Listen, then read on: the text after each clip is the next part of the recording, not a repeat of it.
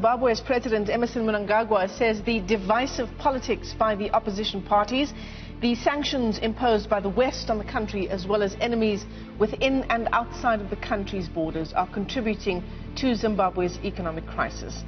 Mnangagwa addressed the nation just yesterday, calling for calm, but he also issued a stern warning to detractors. The citizens in that country are appealing to the international community to intervene through the hashtag Zimbabwean Lives Matter.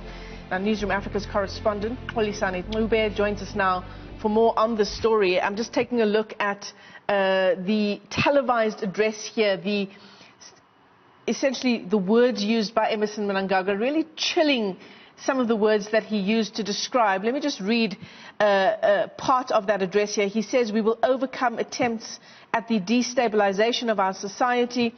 He talks about a few rogue Zimbabweans acting in a league with foreign detractors.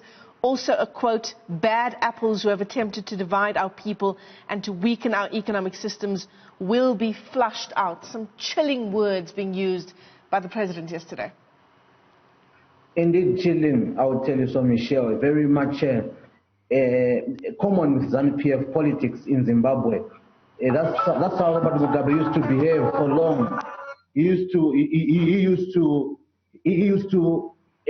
issue out warnings to say those who try to oppose him would be dealt with in a very ruthless manner, probably unleash the military, as you have seen in the past. That's how ZANU-PF operates when it comes to dealing with its opposition, and it's a very scary moment. But I believe Zimbabweans are used to this, and I believe Zimbabweans have got a way of navigating this. And we know that very soon those activists, they'll be haunted out, like already has been happening now. I will tell you, there are so many people out who are in hiding. Those who tried to organize the July 31st protest are in hiding, most of them. So I still believe that those words send a very strong and wrong message, against what he said when he came in to say, let's re-engagement with the West, re-engagement with the whole world. It's really something that we never expected, but something common in ZANU-PF. Yeah, I mean, what has the opposition said about the president's televised address last night? I mean, he labelled the main opposition as so-called terrorists and also vowing to crack down, he says, on his opponents.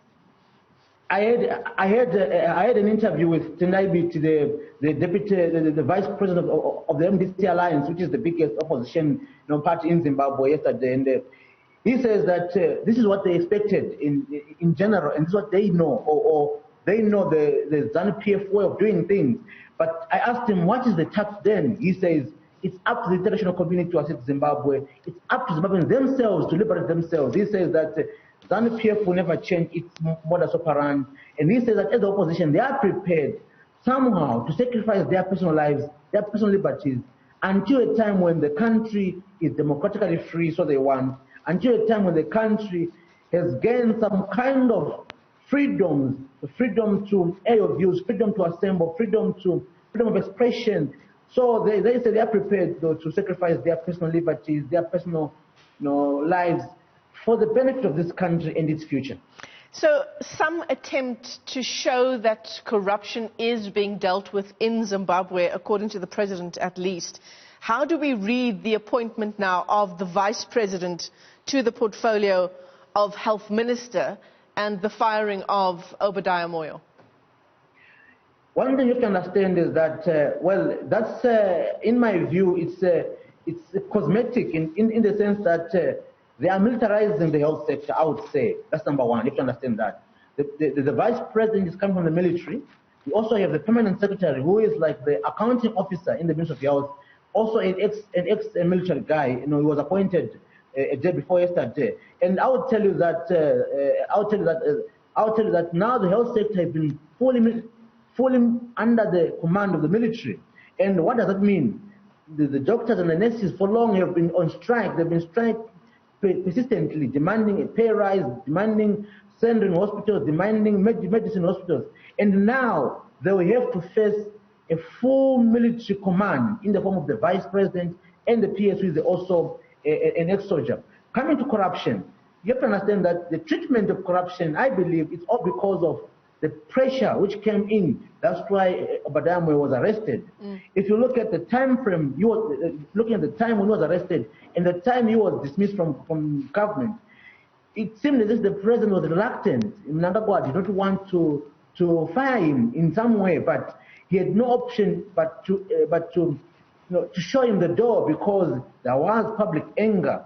And in the end, they had to arrest Hopo Chingono. They are now looking for another journalist called Matutu, who broke the story with regards to the abuse of COVID-19 funds.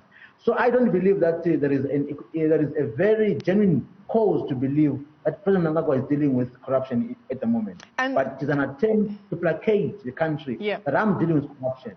Xolisani, the arrest of activists, of journalists, those continue every morning. Journalists around the world are getting notification of someone else who's been arrested, someone else who has been abducted. Take us through the very real danger that journalists like yourself do face in Zimbabwe for any criticism of the government. What is your day-to-day life like there in your country?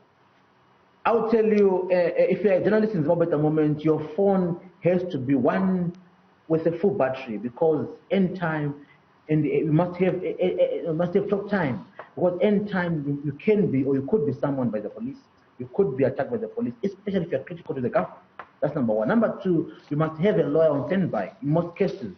You must have the number of your lawyer on speed dial. That's now the daily routine life of a journalist in Zimbabwe, because government has shown that it does not condone criticism. You know, when Hopo Chingono was arrested, if you find the charge itself, it seems as if Hopo Chingono was arrested for doing his job. He was just relaying the information with regards to the July 31st protest. He was not the origin of the protest, but he was just informing the public that there are people organizing this protest. So that on that alone, but we all know that before that, ZANU-PF had made a warning to say, Hopo Chingono, because you're exposing the first family, because you're exposing government of how they've managed the COVID-19 funds, therefore we are coming for you. And it was no surprise when he was arrested. They warned Matutu, they've warned a number of journalists to say, those who dare speak the truth to power, they will be dealt with in a very severe and decisive manner. And the decisive manner is you have to be arrested. That's what they're doing. So if you're a journalist in Zimbabwe, you have to be very alert. Put on warm clothes in case you might spend the night in police custody. You'll be lucky, or you might be taken, you might be abducted. We have a student journalist in Blawa who was abducted for 4 days, and I'll tell you, reading from his medical report, it's very scary.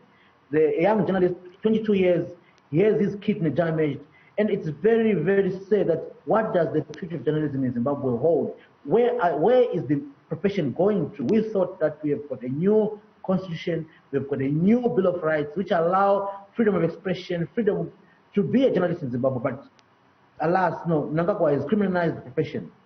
Xolisani Ncube, you take care of yourself there in Zimbabwe as you continue to track what's unfolding there in your country. And of course, this interview coming to you on the back of the President, Emmerson Mnangagwa's televised address just last night. Some chilling words there where he says he will deal with detractors in the country. Thanks very much, Xolisani.